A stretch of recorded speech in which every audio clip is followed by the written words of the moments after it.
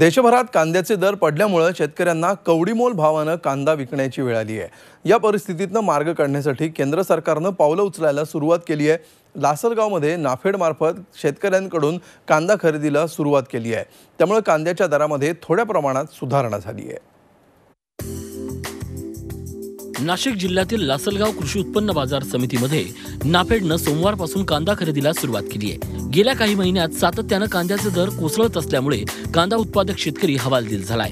मात्र आता नाफेडनं कांदा खरेदी सुरू केल्यामुळे बाजारात कांद्याचे दर काही प्रमाणात का होईना पण वधारण्यास मदत झाली आहे। केंद्र सरकारच्या कृषी किंमत स्थिर निधी अंतर्गत नाफेडनं ही कांद्याची खरेदी सुरू केली आहे। प्राइस स्टॅबिलायझेशन फंडचा अर्थ एवढाच आहे का भविष्यात खूप मोठे भाव वाढले तरी पण हा पैसा हा माल केंद्र सरकार ग्राहकांसाठी सुद्धा वापरत आणू शकतो कमी भावामध्ये।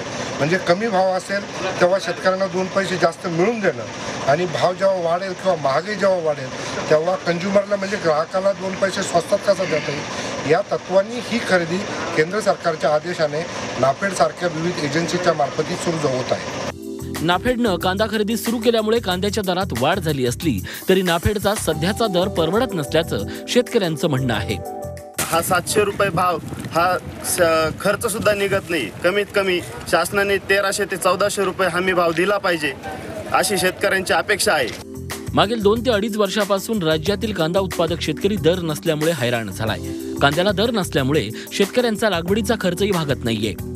त्यामुळे कांदा उत्पादक शेतकरी अडचणीत सापडला असून नाफेडनं कांदा खरेदी सुरू केल्यामुळे कांदा उत्पादकांना थोड्या प्रमाणात दिलासा मिळणार आहे।